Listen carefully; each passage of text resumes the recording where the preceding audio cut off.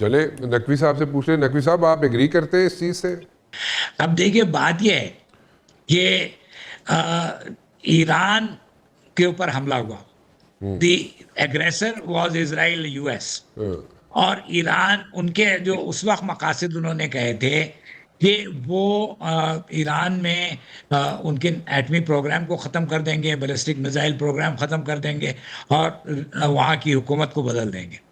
तो ये जो सारे इनके हदफ थे, ये रियलाइज नहीं हुए। तो वो विन विन सिचुएशन उनकी नहीं हो सकती है। वो अगर वो कह रहे हैं तो वो तो कुछ भी कह सकते हैं। वो ये कह के कि हमारी जीत हो गई, वो चले जाएं और यहाँ से फारिग हो जाएं। लेकिन ये उससे वो जो सिचुएशन ग्राउंड पे ज़मीनी हकीकत है, वो नहीं बदलेगी। अच्छा, जहां तक ईरान का सवाल है, ईरान, चूंकि उसके ऊपर हमला हुआ, ईरान ने उस हमले का जवाब दिया। और ईरान ने एक ऐसा काम किया है जो मैं समझता हूं बहुत बड़ा है। वो ये कि इसराइल के अंदर, इसराइल की आवाम में उसने ऐसा डर और खौफ पैदा कर दिया है कि जो कि इसराइल ने आज तक एक्सपीरियंस नहीं किया था। इस वक्त मेरा ख्याल है जो जंग है, वो अमेरिका कोशिश कर रहा है कि वो किसी तरह अपने वो हुर्मुज के रास्ते खुलवाए। लेकिन अब ना एटमी प्रोग्राम की बात हो रही है, ना बैलिस्टिक मिसाइल की प्रोग्राम की बात हो रही है। तो अमेरिका तो मेरा ख्याल है कि अपनी पोजीशन को बहुत उसने विड्रॉ कर लिया है, जो उसने पहले जो अपने अहदाफ बताए थे। तो जंग मेरे नज़र में अमेरिका के खिलाफ जारी है। अमेरिका उसको फेस नहीं कर पा रहा है और इसराइल बैठ गया है।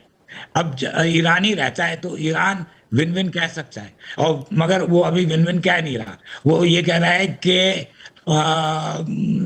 हम लड़ते रहेंगे, क्योंकि उसको अभी तक खतरा है अमेरिका की तरफ से, और फिर उसके बेसिस की जो वहाँ पे हैं वहाँ से। तो ईरान जो है वो अब ये नहीं चाहता है कि ये चीज़ फिर से दोबारा खड़ी हो, और वो उसका मुकाबला मतलब इस कर रहा चीज की क्या है श्योरिटी बड़े है डट के तकवी साथ। साहब कि वो दोबारा खड़ी ना हो? इसकी की कौन श्योरिटी दे सकता है?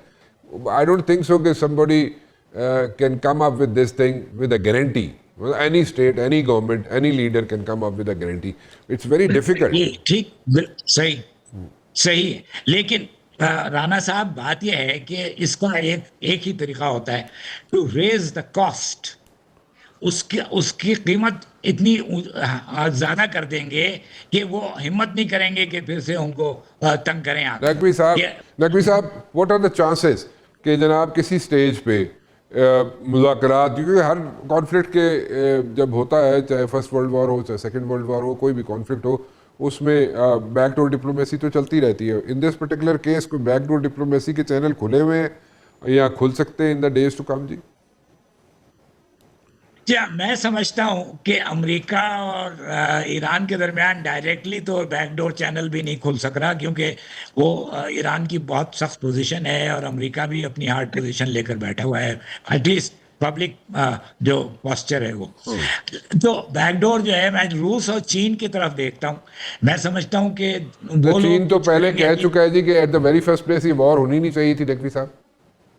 जी हाँ, वो कह चुका है। लेकिन अभी ट्रंप की विजिट होने वाली है 31 मार्च को जी बीजिंग में, जी। और वहाँ जाहिर है कि ये इन चीज़ों पे बातें होंगी। तो मैं समझता हूँ वहाँ पे एक अपॉर्चुनिटी मुझे नजर आ रही है जो जिससे शायद इन लोग फायदा उठाएं। अच्छा, दूसरे, रूस के साथ भी ट्रंप की टेलीफोन पे गुफ्तगू होती रही है, और फिर और भी हो सकती है। तो ये जो मेजर पावर्स हैं, सिक्योरिटी काउंसिल के परमानेंट मेंबर्स भी हैं, ये मेरा ख्याल है कि कोई रोल प्ले कर सकते हैं, बशर्ते कि ईरान राजी हो। लेकिन ना, ईरान लड़ने मरने पे तैयार है, वो ठीक है जी, ठीक डटा है। हुआ है, वो सो वो मतलब आप ये कह मानता रहे हैं है। नकवी साहब कि 31 मार्च तक इंतज़ार किया जाए, जब अमेरिकन प्रेसिडेंट का विजिट होगा बीजिंग, तो उसमें शायद कोई ब्रेक थ्रू मिल जाए। अभी ऐसा कोई आपको ऐसी सूरत नहीं नज़र आ रही है, ऐसी कोई आपके पास इंटेल नहीं है कि जनाब कोई बैकडोर डिप्लोमेसी के चैनल्स खुले हुए इस वॉर को सॉर्ट आउट करने के लिए? ऐसा ही है जी? दुरुस्त, बिल्कुल सही, जी बिल्कुल। बिल्कुल ठीक है, बिल्कुल ठीक है। जनरल साहब, ये आपके ख्याल में स्टेट ऑफ होमस में कितने अरसे तक ये स्टेटस को रहेगा, वन?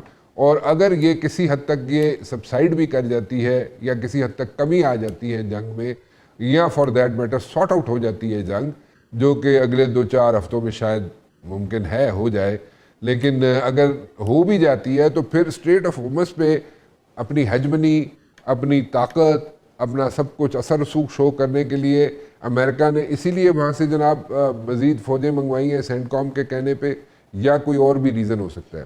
सैन साहब देखिए, पहली तो बात यह है कि कोई सोल्यूशन नहीं है अमेरिका के पास कि ओवरनाइट वो स्ट्रेट ऑफ हॉर्मज़ को ओपन करवा ले।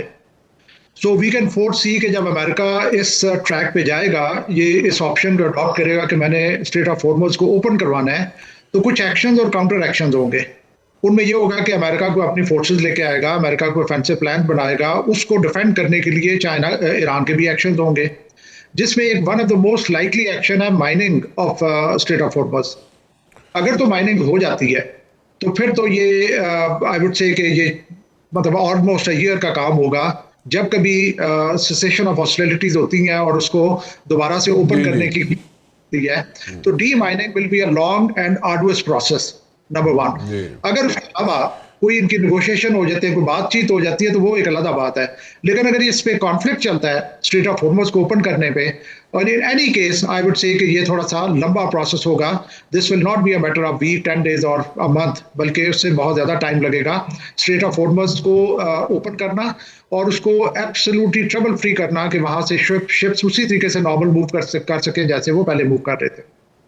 अच्छा, तो अभी मैं एक और सवाल पहले भी किया था आपसे, मैं उसका भी जवाब चाहूँगा जनरल साहब, कि अमेरिकन एडमिनिस्ट्रेशन जो है इस वक्त की, वो क्या सेंटकॉम की बात सुनेगी कि जनाब वहाँ पे मज़ीद फोर्सेस डिप्लॉय की जाए फॉर वन रीज़न और दी अदर, जो हम डिस्कस कर चुके हैं, स्ट्रेट ऑफ हॉर्मज़ की हेजमनी की बात कर चुके हैं, उसके अलावा, या अपने एडवाइज़र जो है ट्रंप के, जो कह रहे हैं कि एग्जिट स्ट्रेटजी कोई ना कोई वहाँ पे बनाई जाए, उसकी बात सुनेंगे? किसकी बात सुनेंगे ट्रंप एडमिनिस्ट्रेशन? आपका क्या एनालिसिस है? देखिए, बात यह है कि जो पॉलिसी है, that is the political power, political forces, they lay objectives for the military component. उन्होंने मिलिट्री कंपोनेंट की असेसमेंट्स को डिसरिगार्ड करके ये वॉर का रास्ता लिया। जी, अब वो रास्ता तो ले लिया, लेकिन जो ऑब्जेक्टिव्स इनके थे, जो मिलिट्री कंपोनेंट को दिए गए, they are nowhere near to achievement of those objectives. बल्कि मैं कहूँगा कि विद इन यूएस एडमिनिस्ट्रेशन एक टसल शुरू है, चाहे वो एक तरफ सेक्रेटरी ऑफ वॉर है, तो है, दूसरी तरफ सेक्रेटरी ऑफ स्टेट है, इनकी आपस में टसल शुरू है, एक दूसरे को ब्लेम कर रहे हैं। ये इस सारे सिनेरियो में अगर अमेरिका तो चाहेगा कि जो उनको ऑब्जेक्टिव, जो अमेरिकन मिलिट्री है, जो उनको ऑब्जेक्टिव्स दिए गए हैं, और मेरे नज़दीक मैंने पहले भी कहा है कि अब इस वक्त जो प्राइमरी ऑब्जेक्टिव है वो सुएज, ये जो है इसको ओपन रखना है स्ट्रेट ऑफ हॉर्मज़ को। बिकॉज आप देखें जो यूएस के एक्शंस हैं कि वो ये यूएस ने मुख्तलिफ मुल्कों को कहा है कि वो अपने स्ट्रेटेजिक रिजर्व्स जो है वो रिलीज करें। यूएस ने ऑयल एम्बार्गो जो है वो हटाया है, फ्रॉम रिलैक्सेशन दी है रशिया को, ताकि उससे वहां से ऑयल फ्लो करे और ग्लोबल ऑयल प्राइसेस जो है वो कंट्रोल में रहें। ठीक है, ठीक है, ठीक। सारी चीजें मूव अप होती हैं, तो ईरान के इंटरेस्ट में क्या है कि जंग लंबी हो, स्ट्रेट ऑफ हॉर्मज़ ब्लॉक रहे, तो उस सूरत में ये अमेरिका के कंट्रोल से चीजें बाहर निकलना शुरू हो जाएंगी। ठीक है, जी ठीक है जी, कंप्लीट कीजिए जनरल साहब।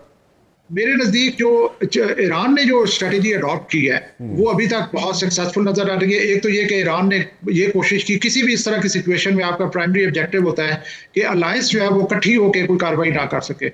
आप देख लें कि अलायंस अमेरिका की बनना तो दूर की बात है, वो ब्रेक हो रही है। जो मिडिल ईस्ट के जो कंट्रीज हैं, they are not standing with America.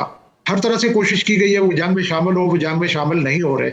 बल्कि ईरान और सऊदी अरेबिया ने एक मीटिंग की है एट हायर लेवल, जिसमें उन्होंने डिस्कस किया है कि जो अमेरिका है, उन्होंने एक अल्टरनेट ये ड्रोन बनाया हुआ है शाहद मिसाइल से रेटिकल, उसको यूज किया जा रहा है to create confusion amongst these countries के ईरान ये करवा रहा है, एक्चुअली ईरान ये नहीं करवा रहा। ठीक, ठीक। दूसरा स्ट्रैंड था स्ट्रेटेजी का, इकोनॉमिक कॉस्ट बढ़ाई जाए। उसमें आप देखें दुबई का क्या हाल है, ऑयल प्रोडक्शन का क्या हाल है। American economy, they are spending something like $1 billion per day, which is not a small amount। ठीक है। तो ये सारी चीजें देखते हुए मैं समझता हूँ कि ईरान तो इस वक्त सक्सीड कर रहा है। ठीक। अमेरिका को कोई ना कोई फेस सेविंग चाहिए होगी। That is why they are running to their enemies as well as their friends, कि उनकी मदद करें, उनकी हेल्प करें और उनको इस सिचुएशन से निकालें। ठीक है जी।